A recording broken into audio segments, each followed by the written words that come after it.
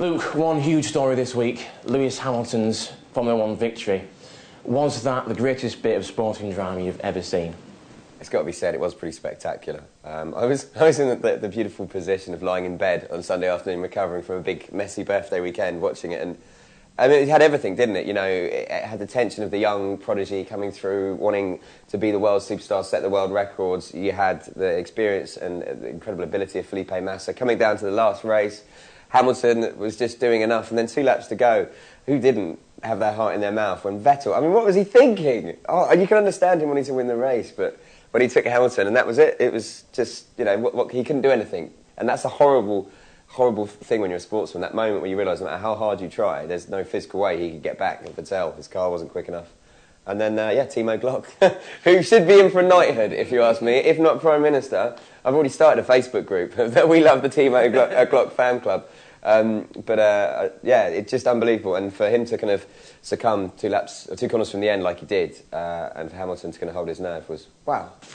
Fair enough, he's won a World Championship, he's the youngest ever Formula 1 F1 champion, but isn't he just a bit of a geek?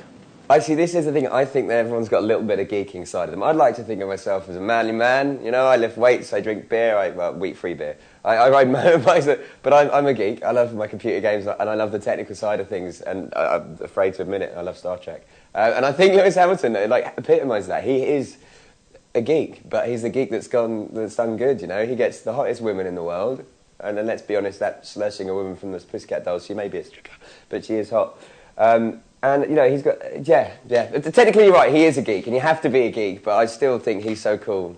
And, yeah, I wish I was his dad or his brother at this moment in time, because, you know, you wouldn't have any problem being anyone's friend, would you? Martin Johnson, obviously, took England to World Cup glory in 2003. He's now back as manager. What do you make of his 5 uncapped overseas player selections for this new squad? Well, do you know what? Martin Johnson, for a start, what a legend. Great captain.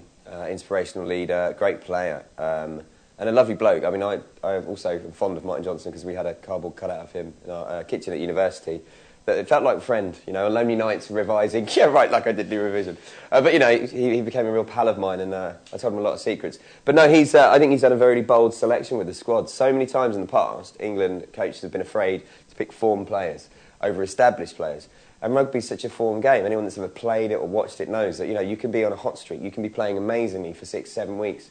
And if you're not picked then and given that opportunity, you can stagnate. I think the people he's brought in are class players. I mean, you look at Dylan Armitage playing 15. We've got injuries to a number of fullbacks, but he's doing a brilliant job down at London Irish. They've got some of the best attacking backs in the world. Ricky Flutie, again, you know, playing just inside Danny Cipriani. Look what they did at Wasps last year. Cipriani's not feeling 100% because of his injury. He wants someone he knows he can put the ball to and is going to do something, whether it's take it into contact, kick it.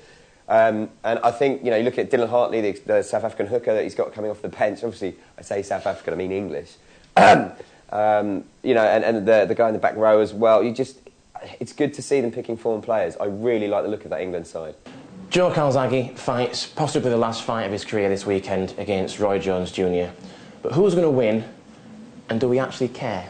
Well, do you know what? This is interesting. Joe Calzagi, probably one of the greatest boxers we've ever produced, but not enjoyed as much of the limelight over the past 15 years as maybe he should have done. You know, he's fought a lot in Wales, and he has avoided some of the really big names in his group. But you can't ignore him. I mean, the guy's an absolute legend, and, you know, I've got a lot of Welsh mates as well. I'm ashamed to admit that kind of thing. I'm getting therapy for it.